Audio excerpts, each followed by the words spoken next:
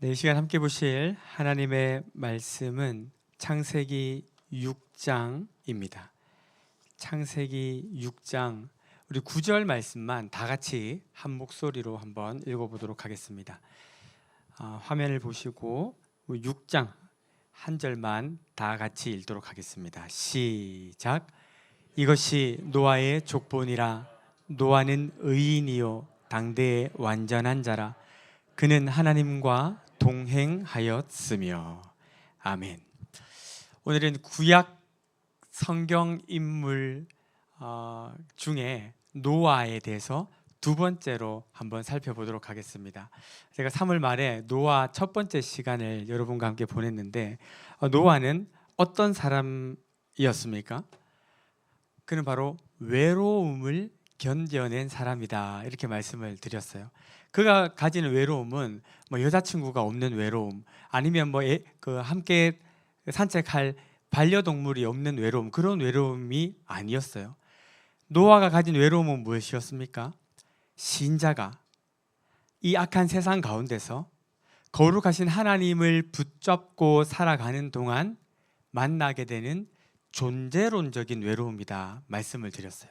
세상은 악한데 하나님의 명령은 선하고, 그 선하신 하나님의 명령을 따라 살아가다 보니 우리가 이 악한 시대 가운데 왕따당하고 소외당하고 그러는 동안 우리는 외로움을 느끼게 된다 말씀을 드렸죠.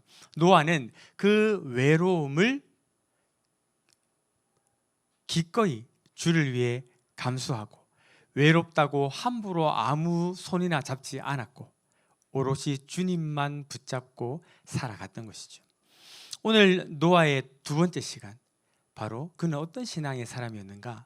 정답부터 말씀을 드리면 그는 바로 지루함을 이겨낸 믿음의 사람이었습니다. 한번 따라해 볼까요? 지루함을 이겨낸 신앙. 한 번 더요. 지루함을 이겨낸 신앙. 네, 좋습니다. 여러분, 지루함 대충 감이 오시겠지만 한번 노아의 삶을 살펴보면서 말씀 속에 오늘 우리가 붙잡고 가야 될 교훈이 무엇인가 한번 살펴보기를 원합니다. 사랑하는 성도 여러분, 지금까지 수십 년을 살아오시면서 여러분들의 마음을 가장 기쁘게 하거나 여러분들이 아주 크게 감동하고 감격했던 적들이 있지 않으십니까?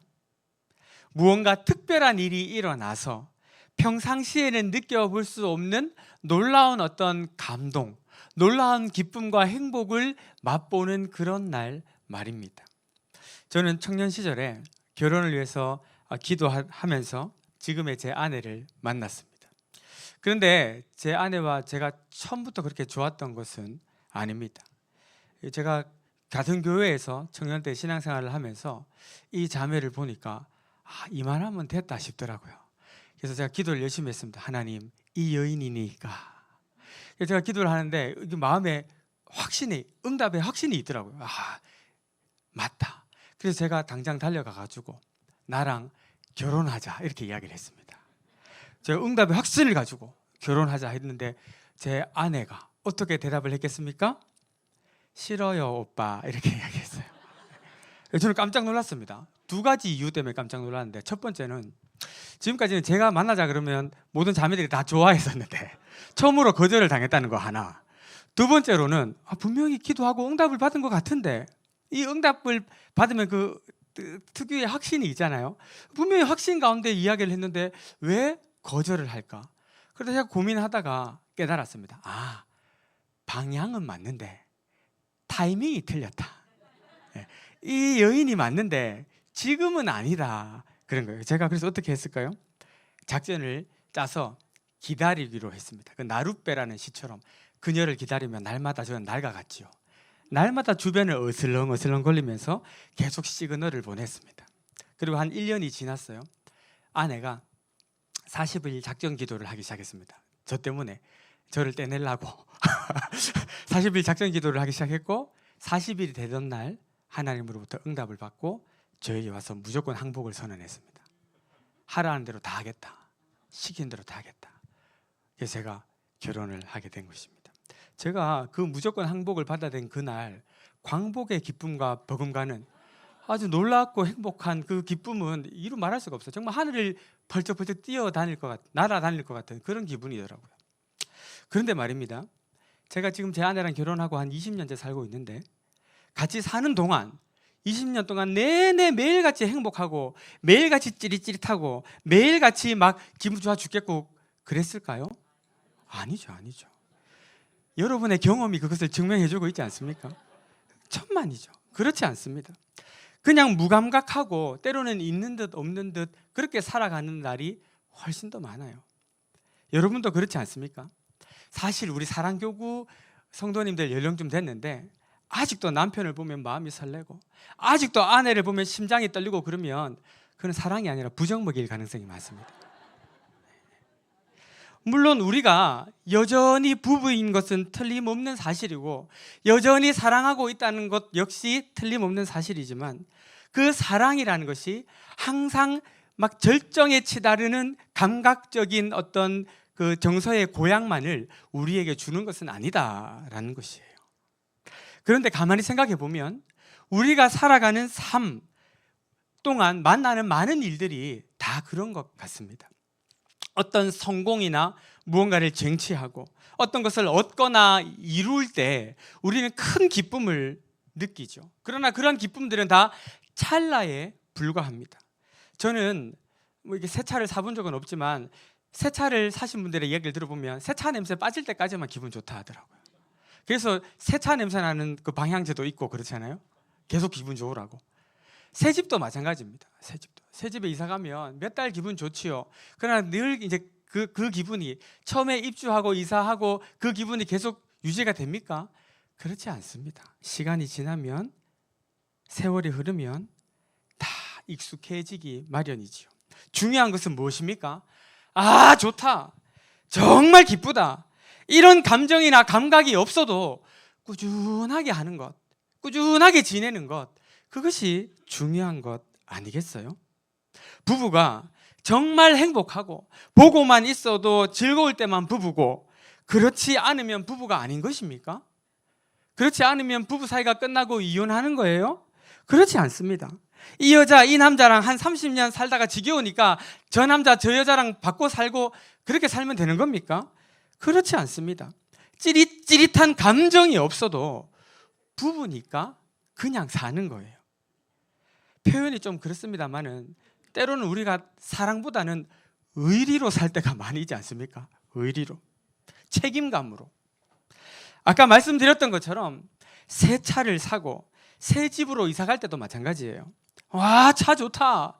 야, 집 좋다. 이런 마음이 있을 때까지만 그 차 타고 그 집에 살 거예요? 그렇지 않잖아요. 그 마음이 다 식고 처음 그 신선한 그 상쾌한 기분이 다 식어져도 그 차 타고 다니고 그 집에서 주무시고 씻고 일어나서 출근하고 하셔야 될 거 아닙니까? 집이 시들해지고 익숙해졌다고 남의 집 가서 자면 안 돼요. 여러분, 제가 지금 무슨 말씀을 드리고 있는 겁니까? 나를 흥분시키고 내 기분을 좋게 만들고 나를 행복하게 하는 건 물론 중요해요. 아주 중요한 겁니다. 그러나 그것보다 더 중요한 것이 있어요. 그게 뭐냐? 바로 그런 감정이 없을 때라도 내가 소중히 여기는 가치 있는 그것을 끝까지 붙잡고 가는 거예요. 내 감정이 그 소중한 것을 늘 따라오지 못한다 하더라도 소중한 그것을 늘 붙잡고 가는 것입니다. 저는 제 첫 아이가 태어났을 때 너무 기쁘더라고요. 다 우리 그런 기쁨이 있지 않습니까? 아이가 태어났을 때 그 기쁨은 정말 너무 감사하죠. 그러나 그 기분이 평생 똑같이 갑니까? 이런 게 태어나가지고 막 그런 생각이 살짝 스쳐 지나갈 때도 우리가 있지 않습니까? 그런데요, 세상 만사뿐만 아니라 우리 신앙생활도 좀 마찬가지인 것 같아요. 신앙생활을 하는 동안 성령 충만하고 하늘의 기쁨과 평안이 우리의 마음을 가득 채울 때가 있습니다. 때로는 눈물이 나기도 하고 때로는 미소가 끊어지지 않는 그런 행복한 황홀경에 우리가 빠질 때도 있어요. 또 때로는 주님을 사랑하는 마음 때문에 내게 주신 그 은혜의 지고한 그것을 깨닫는 그 감동 때문에 우리가 심장이 터질 것 같은 그런 감정을 경험할 때도 있어요. 나를 주님이 얼마나 친밀하게 만나 주시는지, 주님이 내 손을 잡고 걸어가시는 것 같고, 어떨 때는 내 귀에다가 대고 말씀을 속삭여 주시는 것처럼 그렇게 막 주님 때문에 충만하고 주님으로 행복하고 주님만으로 만족하는 그런 때를 우리가 만날 때가 있어요. 그런데 여러분, 수십 년 신앙생활 해오시는 동안 그런 날들만 있었습니까? 아닙니다. 때로는 무감각에 빠질 때가 있지 않습니까? 찬양을 불러도 주님이 듣고 계신지 안 듣고 계신지, 기도를 해도 이게 응답이 되는 긴지 안 되는 긴지 잘 모르겠고, 구원의 감격을 노래할 때도 있었지만 내가 이거 구원받는 거 맞나 싶은 그런 의심이 들 때도 있고, 또 주님의 사랑에 감격하고 막 눈물 흘릴 때도 있지만 주님 정말 나를 사랑하시는 게 맞습니까? 따져 물을 때도 있고, 그런 회의가 우리의 마음을 막 휩쓸고 그럴 때가 있지 않느냐 이 말입니다. 여러분, 노아도 마찬가지예요. 노아, 오늘날 하나님께서 노아에게 말씀하십니다. 내가 홍수를 일으켜가지고 이 지면에 있는 모든 것들을 이 천하에서 멸절시켜버리겠다. 이것들 하는 거 보니까 내가 후회스럽다. 그러나 그 놀랍고 두려운 심판의 날 내가 너와 너희 집 식구들은 다 건져주겠다. 하나님 그렇게 약속을 해주세요. 처음에 이 말씀을 딱 들었을 때 노아 마음이 어땠을까요? 감사하죠. 악한 세상을 하나님이 심판하시는 중에 너는 구원해 주겠다, 이 이야기를 듣는데, 하나님의 이 약속을 듣는데 노아의 마음이 얼마나 큰 감사와 감격에 빠졌겠어요. 그래, 이 멸망당할 세상 가운데서 내가 뭐라고, 나 같은 게 뭐라고 나를 구원해 주시는 거, 이 생각하니까 기가 막힐 노릇 아닙니까? 아마 노아가 이 약속을 듣고 시편 8편에 시편 기자가 노래했던 것처럼 노래했을 거예요. 사람이 무엇이간데 주께서 저를 생각하시며 인자가 무엇이간데 주께서 저를 공고하시나이까. 여호와 우리 주여, 주의 이름이 온 땅에 어찌 그리 아름다운고. 나 같은, 우리도 그런 고백을 한 적이 있잖아요. 주님, 내가 뭐라고 나를 사랑하시고, 내가 뭐라고 나 같은 거를 구원해 주시고, 주님 참 내가 뭐라고 나 같은 것 때문에 십자가를 지셨습니까? 우리도 그런 고백할 때가 있지 않았냐 이것이죠. 노아도 그랬을 거라고요. 그리고 그 벅찬 감격과 감사를 가지고 노아는 주님의 말씀에 순종하여 방주를 만들기 시작합니다. 그런데요, 이 방주를 만드는 것이 생각보다 그리 쉬운 일이 아니었어요. 우선 하나님이 주신 설계도를 보니까 방주의 크기가요, 길이가 137m. 여러분 봐요, 이렇게 엄청 큰 놀라운 사건인데 아무도 놀라지 않는 길이가 137m, 높이가 23m, 넓이가 14m. 이게 얼마나 큰 겁니까? 이 거대한 배를 하나님이 만들려고 설계도를 딱 주시는 거예요. 아무의 도움도 받지 않고 가족들하고 이 일을 해나가기 시작합니다. 숲에 들어가서 나무를 베고 그것을 옮기고 규격에 맞게 잘라요. 그것을 이어붙이고 망치질하고 틈새에 물이 새지 않도록 역청을 발라가지고 방수 작업을 합니다. 그 일을 하루 이틀, 한 해, 두 해, 20년? 아니요, 100년 혹은 120년 가까이를 이 일을 계속해서 반복해서 합니다. 이거 하는 동안 노아가 무슨 생각 들었을까요? 처음에는 나를 구원해 주겠다 약속하신 주님 감사하는 마음으로 방주를 지었을 거예요. 근데 시간이 지나고 수년, 수십 년이 지나도 비는커녕 하늘이 더 쨍쨍해. 날씨가 너무 좋아요. 비가 언제 오지? 내가 지금 하고 있는 일이 이게 맞는 일인가? 내가 혹시 그때 하나님의 음성을 들은 게 아니라 내가 혹시 환청을 들은 게 아닐까? 막 이런 의심이 살짝 스쳐 지나간 때가 있지 않았을까요? 또 때로는 나무 베고 자르고 붙이고, 나무 베고 자르고 붙이고 수십 년 동안 반복해서 이 일을 하는 게 너무 지루하고 지겹고 재미가 없다, 이런 생각하지 않았을까요? 그런 생각 노아를 힘들게 했을 거예요. 그런데 노아를 힘들게 했던 것은 그런 내면의 소리뿐만이 아니었습니다. 밖에서 들려오는 소리 역시 노아를 불편하게 했을 거예요. 동네 사람들의 조롱과 비웃음이 있습니다. 비도 안 오는데 뭐 저래 쓸데없이 고생하고 있노? 차라리 저 땀 흘리고 저 수고할 것 가지고 밭을 일궜으면 넓은 농지를 갖고 수많은 작물을 수확해가지고 부자가 됐을 텐데, 저 큰 배 만들 달고 저 헛수고만 안 해도 으리으리한 99칸 집을 대저택을 지어가지고 떵떵거리며 세 놓고 월세 받아가면서 건물주로 살 수 있을 텐데, 어머 하질이 쓸데없는 고생을 하고 있노? 이 화창한 날에 뭔 비가 온다고 저 난리인지 이 소리가 들리는데 노아가 그만할까? 지겹기도 하고 재미도 없을 때 막 그 그만하라는 소리가 막 더 막 확성기처럼 들리는 것처럼 여겨지지 않았을까요?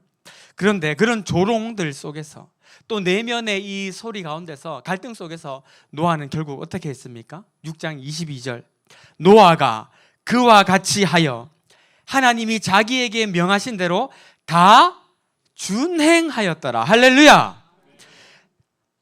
지루하고 지겹고 재미없고 내 스스로도 이게 맞나 싶고 사람들도 손가락질하고 조롱하고 비난하고 어리석다고 욕해도 결국 노아는 뭐를 했다고요? 자기에게 명하신 대로 다 준행하였더라. 그 지루하고 무의미해 보이는 일들을 반복해서 그는 계속 해내었다라고 성경은 이야기하고 있다는 것이죠. 사랑하는 성도 여러분, 우리의 신앙생활 대부분이 평범하고 반복적인 것들, 어찌 보면 지루하게 여겨질 수 있는 일들 아닙니까? 늘 말씀을 묵상하고 기도하고 찬양하고 예배 드리는 일이 매일같이 반복돼요. 때론 감동이 없고 때론 응답도 없어 보이는 이런 일들이, 삶이 지루하게 반복되다 보면 하나님이 정말 계신가? 내가 신앙생활 하는 것이 진짜 의미가 있나? 이런 생각이 들 수도 있어요. 그러면서 동네 주민들이나 친구들이 또 뭐라고 이야기합니까? 야, 너 날씨가 이렇게 좋은데 예배당 구석에 그 처박혀갖고 뭐하노? 노세 젊어서 노세. 지금이 우리 인생의 제일 젊은 날 아이가? 청춘은 바로 지금부터 나가자. 나가서 물놀이 꽃구경하면서 맛있는 것도 먹고 춤추기도 빠듯하고 바쁜 인생 아이가? 맨날 성경 필사하고 예침 모임하고 일요일마다 교회 가고 그거 시간 낭비, 인생 낭비다. 뭐 이런 이야기를 들을 때가 있어요. 저만 이런 친구가 있나요? 마치 노아를 조롱하던 당시 사람들처럼 오늘날에도 신앙의 여정을 걷고 있는 우리를 향해서 사람들은 어리석다, 손가락질하고 핀잔하기도 하고 무시하기도 합니다. 그러나 여러분, 원래 우리 신앙은 지루함을 이겨내는 특징이 있어요. 날마다 주님의 음성을 듣고 날마다 구름 위를 떠다니는 것 같은 신앙생활을 하는 사람은 없습니다. 노아는요, 단 한 번의 계시 그리고 120년 동안 순종이 있었어요. 아브라함은 하나님의 약속을 받고, 우리는 아브라함이 맨날 하나님하고 대화하고 음성 듣고 산 줄 알았는데 성경을 보면 아브라함에게 하나님이 말씀하신 것은 3번, 많아야 4번 정도밖에 안 돼요. 첫 약속 이후에 하나님은 25년 동안 침묵하셨지만 아브라함은 그대로 순종하여 본토 친척 아비집을 떠나는 순종의 삶을 삽니다. 요셉은 어떻습니까? 어릴 때 하나님이 색동옷 입는 꿈도 꾸게 하고 하늘의 별들의 꿈도 꾸게 하고, 그래서 그 꿈 이루어 주옵소서 생각하는데 어떻게 해요? 꿈 이루기는커녕 감옥살이, 종살이, 감옥에서 13년이나 꼬라박혀가지고 이게 도무지 꿈을 이루기는커녕 빨리 이게 감옥에서 벗어나기만 하면 좋겠다, 이런 세월을 보내요. 다윗은 어때요? 기름 부음을 받고 나서 왕이 되기는커녕 15년 동안 도망자 신세, 사울이 국가 권력을 총동원해가지고 다윗 하나 잡으려고 그 난리를 치는 그 공포와 두려움 속에 헤맸던 게 다윗의 일생 아닙니까? 이 믿음의 사람들, 우리가 성경에 나오는 신앙의 인물들이 매일 주님 손잡고 걷고 매일 구름 위를 떠나다니고 그랬던 것이 아니에요. 수십 년 아니면 평생에 한 번 주님 음성 듣고 남은 삶을 거기에 순종하는데 바쳐버린 거예요. 지루하고 재미가 없는 그 시간들을 말이죠. 그러나 그들의 삶은 모두 어땠습니까? 그들의 삶이 어땠나요? 이 눈에 아무 증거 아니 보이고 이 귀에 아무 소리 아니 들려도 한 번 들려주신 그 하나님의 약속 위에 서서 그 약속이 이루어질 때까지 지루한 순종의 삶을 살아갔다는 거 아닌가요? 사랑하는 성도 여러분, 우리의 신앙은 자판기 같은 게 아닙니다. 40일 특세하면 뭔가 문제가 뚝딱 해결되고, 11조 드리면 사업이 형통이 찾아오고, 내가 이만큼 봉사하면 저만큼 갚아주시고, 그런 게 아니란 말이에요. 물론 간혹 그런 일들이 우리의 열정을 자극하는 그런 수단으로 하나님이 쓰실 수는 있겠지만, 자꾸 그런 것들에만 매달려서는 우리는 건강하고 균형 있는 신앙을 살 수가 없는 거예요. 우리는 그저 하나님께서 우리에게 하라고 명령하신 일을 묵묵히 하는 것입니다. 예배드리고 11조 드리고 성경 읽고 기도하고 전도하고 선교하고 교회 사역에 동참하며 이웃을 섬기고 세상을 섬기고, 그런 일들을 이벤트처럼 한두 번 하고 끝내는 것이 아니라 매번 평생 하는 거예요. 그것으로 인해서 놀랍고 특별한 일들이 일어나지 않는다 하더라도, 때로는 지루하고 재미없게 여겨진다 하더라도 묵묵하게 그 일을 하는 것입니다. 감정이나 감각, 결과나 통계에 의존하지 않고, 누가 보건 보지 않건, 누가 칭찬하고 박수를 쳐주건 몰라주고 박수 쳐주지 않건, 우리는 주님이 내게 말씀하신 것이라면 그 한마디 붙잡고 평생을 살아가는 거예요. 왜 그래야 합니까? 그것이 바로 하나님이 우리에게 주신 명령이요, 내게 맡겨주신 사명이기 때문입니다. 말씀을 정리합니다. 여러분, 요즘 신앙생활 어떠십니까? 늘 기분이 좋고 열정이 넘치고 행복이 풍성하게 흐르고 있습니까? 분명히 말씀드리지만 그런 신앙생활이라는 것은 존재하지 않습니다. 훨씬 더 많은 시간, 훨씬 더 많은 경우 우리는 반복되는 지루한 순간들을 만나게 됩니다. 중요한 것이 무엇입니까? 그때도 그 지루하고 재미없는 그 신앙 일상이 반복되는 그 순간에도 주님을 붙잡고, 주께서 나로 머물게 하신 그곳에서 내게 주어진 내 몫의 십자가를 지고 살아가는 것, 그것이 바로 노아의 모습을 통해서 우리가 배울 수 있는 교훈 아닐까요? 그렇게 할 때 어떤 일이 일어납니까? 하나님 말씀하신 대로 하늘의 창이 열리고 40주 40야를 비가 땅에 쏟아지고 큰 기품의 샘들이 터져나는 그 심판과 멸망의 날, 우리는 구원의 방주에 올라타 하나님을 찬양하게 될 것입니다. 여러분, 우리의 일상 속에, 특별히 부부 관계 속에, 자녀와 가족들 관계 속에 항상 기쁘고 행복하고 찌릿찌릿한 전율만 있는 게 아니에요. 때로는 꼴 보기 싫고 조금 거리를 두고 싶은 때도 있고, 때로는 포기하고 싶을 때도 있을 수 있어요. 그러나 그러 아니에요. 우리는 재미없고 지루하지만 하나님이 허락하신 그 자리에서 최선을 다해서 살아가야 합니다. 우리에게 주신 사명이 무엇입니까? 그거 감당하는 거 쉬운 거 아니에요. 하루아침 하루 순종한다고 그 다음 날 어떻게 그 구원 방주가 완성되게요? 천만에요. 그렇지 않습니다. 그렇게 가볍고 지고 갈 만해 보이는 만만한 십자가라는 것은 존재하지 않아요. 원래 십자가는 고만지고 싶고 가다가 멈춰버리고 싶고 내팽겨치고 싶고, 하지만 그것을 끝까지 지고, 여러분 지금까지 수십 년 동안 주의 몸된 교회를 위해, 가정을 지키기 위해 그렇게 수고하셨던 것처럼 남은 생도 그렇게 내 몫의 십자가를 지고 가시다 보면 우리 주님, 잘했다, 착하고 충성된 내 아들 딸아, 네가 오늘 나와 함께 내 낙원에 들어와 내 기쁨에 동참할 수 있게 내가 만들어주겠다, 이 음성을 들을 날이 곧 다가오게 될 줄로 믿습니다. 여러분, 행사와 이벤트, 그런 것들이 주는 찰나의 쾌감에, 그리고 어떤 그 종교적 어떤 정서에 여러분 너무 중독되거나 휘둘리지 마십시오.